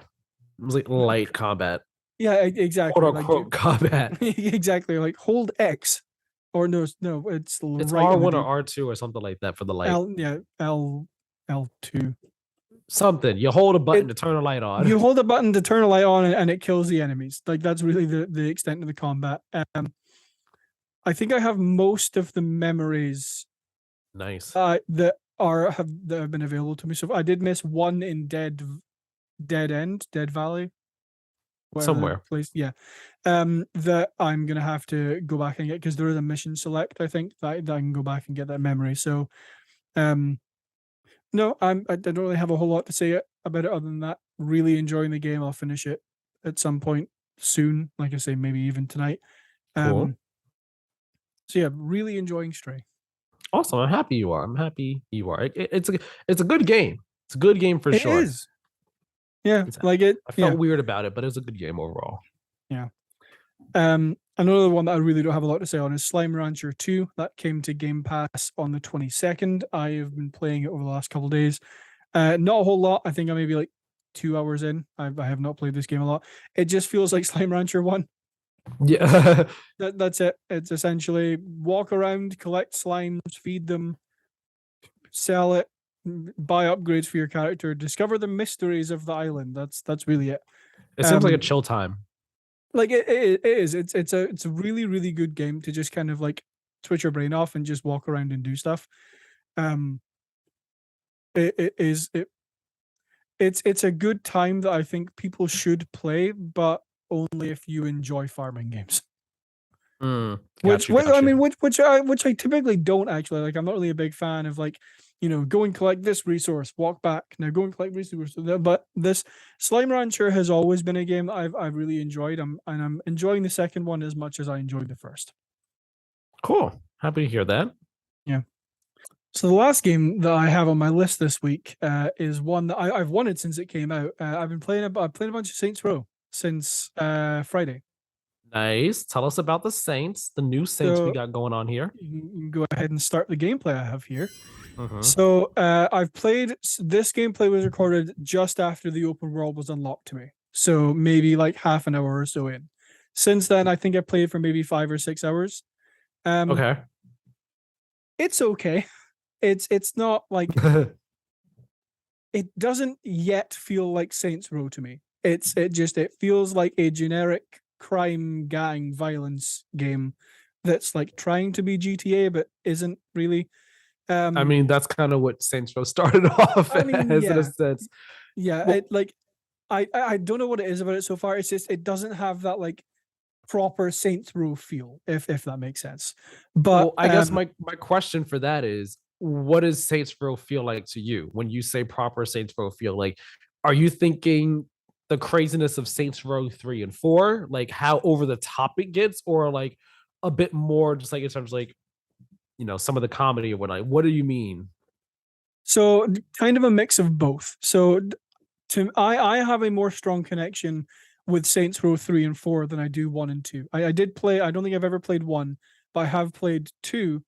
Um and like it one, it's just not really nailing that comedy aspect for me, and two, Okay. it's not really like super over the top yet. I know that can potentially change later down the line, but as of right now, it's not gripping me in the way that Saints Row 3 did. Okay. Um but what you're watching now is essentially one of like the side hustles that you get, which is you go to like a place and leave a bad review, and then it will essentially like the worse review you leave, the more enemies will come at you. I think this one I did like a 3-star review. Um, Okay. so like there is like that kind of like comedy aspect to it where like, hey, leave a bad review, you're gonna get killed. But um like they're not necessarily hard, they're not difficult, it's just defeat a bunch of enemies. Um Yeah. and I will say that this game has a few bugs that I've noticed so far. You might, I don't know if you'll notice it here when I'm driving, but the GPS in this game sucks. Like it will constantly like you'll be driving one way and then it will tell you to turn around and go the other way, and then as soon as you turn around, it'll tell you to turn around again and go the way you were just going. Or it will Mm, it will constantly like I've had it a couple, maybe not constantly, but I've had it a couple times where it will just like stop navigating and I'll have to go back into the map and re-navigate to the place that I was going. Um there have also been a few things where like the part before this mission where like you initially get the um like the person you go to unlock the negative review thing. um I had to restart my game after I spoke to her because it never actually did anything. Like it, I had the conversation with her, and then it will, and then it didn't tell me like where to go. It didn't tell me what to do. It didn't tell me there was like icons on my map to navigate to. So I had to restart my game and go and speak to her again. No, I didn't have to right. go and speak to her again. I restarted my game and then they just popped up. So like, there's a couple things about this game that like are taking away from the experience a little bit that are not what I would have expected from like this level of game. But I mean, overall, it's not terribly buggy. It's not like there's nothing I found that's been like game breaking so far. Yeah. Um, or there's one that just popped into my head that's kind of gone again. But like I think a lot of them revolve around driving that I found so far. Because like there's been times where like a car has just like tapped me on the side and I've flown off a bridge, or like into water, which has been like really annoying because it's not terribly easy to swim in this game. So, um, I mean, like overall, it's good. The story so far is kind of interesting. I've gotten to the part now where it's they've essentially like quit their jobs or come out of the places that they've been and be like, we're gonna form the Saints. Right. So, so I mean, it. I think it's starting to get into the point where like it might start to feel a bit more like Saints Row because there is a bunch of like a little bit more interesting side missions. There's a few, there's like a side mission storyline that I'm going down just now that's essentially like dungeon, like it's kind of Dungeons and Dragons themed a little bit, or like or LARPing kind of. Right. Um, so there is that. I suppose I'll talk a bit more about like the systems in this game. So like obviously you'll get like rewarded with like money or and XP stuff for main missions. There's like there's a number of different types of like side hustles you can do. So like the negative reviews is one of them. You'll unlock more as you progress through the game. There's another one that's essentially um like a chopper robbery. So essentially you have to like Okay. I haven't done one of those yet, so I don't know entirely what it entails, but the way it was described was essentially like you either have to rob a helicopter or you are in a helicopter trying to stop stuff being robbed. If that makes sense. Yeah. Okay. Do they Um have the insurance scam ones? Because I remember those from yes, Saints yeah. Row 3. Yeah, so as you like unlock like your criminal empire and you start to build up the saints, you'll build various like on like you'll become an entrepreneur in various ventures. So one of them is you open a garage, you have a food truck that's actually a front for drugs. You have the insurance scam one is you open like a medical clinic and you essentially like front insurance claims. Um That's funny. this this is another system where you have like a like everything you have is done through your phone. So go on your phone, that's where your map is, your skills, your like side missions and all that. This is like the wanted app, so you can go and complete like bounties for people. Um Okay. so right now I'm going to take care of two like people who were just arrested by the police and they want to stop them talking. So I'm going to go and kill them. Um the Going back to kind of the driving in this game, like it's fine. It's serviceable. It doesn't feel like amazing. It doesn't feel bad. I'm playing on PC. That might have something to do with it, and using a keyboard to drive. So Yeah. might have something to do with it. There are like a few mechanics. So you hold space to drift essentially. So like I do it a few Nice. times in here, I think. So you will essentially go around a corner, hold space, and it'll drift you. It's a little bit tricky to get a hang of. Like I haven't fully like mastered it yet. I've had a couple of good drifts, but not a whole lot. Um or what was the other one I was about to say? You can like typical Saints Row, like something I'm glad that is still here. You like can upgrade your cars with like nitrous, or you can't put kneecappers on every car, which I'm sad about because that was my favorite thing to put on cars in the older Saints Rows. You Well, get there's one vehicle, kneecappers. the like metal spikes that come out your tires that Oh, gotcha. yeah. Okay. So far there's a car called the Hammerhead. So like each car has like a signature ability you can use. So Okay. the Hammerheads is you press the middle mouse button on PC and that puts out your kneecappers for like a set period of time and then they come back in. Um there's like a more like sportsy kind of car that I've come across that's in my garage now. You essentially it's I think it's the same as older Saints Row games. You essentially just drive a car into like a garage and then you have that car in your like list of cars you can choose. Um Okay.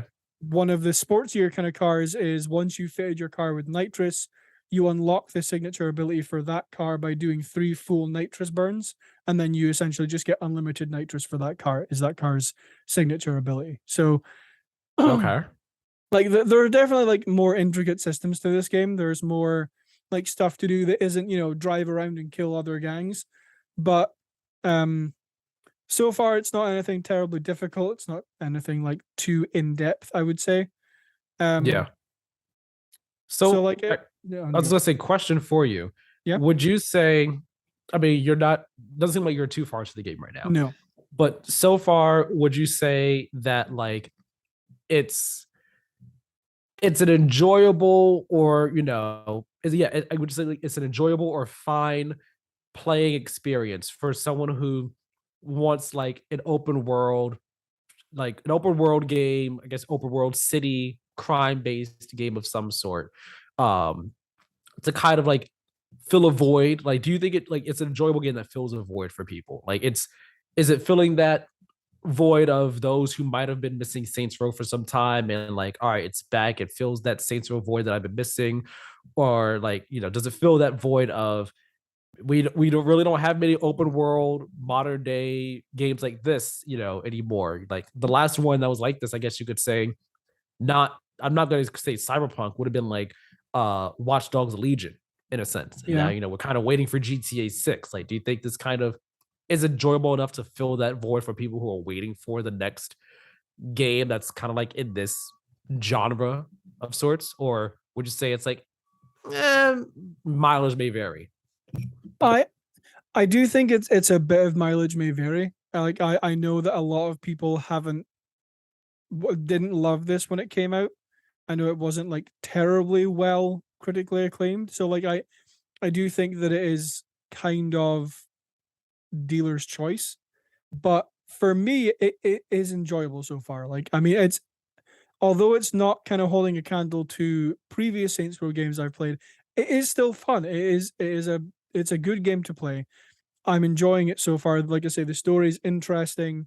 There have been some moments that have kind of like made me laugh and giggle a bit, but not to the point of previous Saints Row games. There isn't like I haven't gotten like a massive like dildo bat or something like that yet. So I mean, I haven't unlocked like the wacky side of it. I don't think, but um, I I think this could be a good stopgap between whatever you played previously and GTA 6 while you're waiting for that.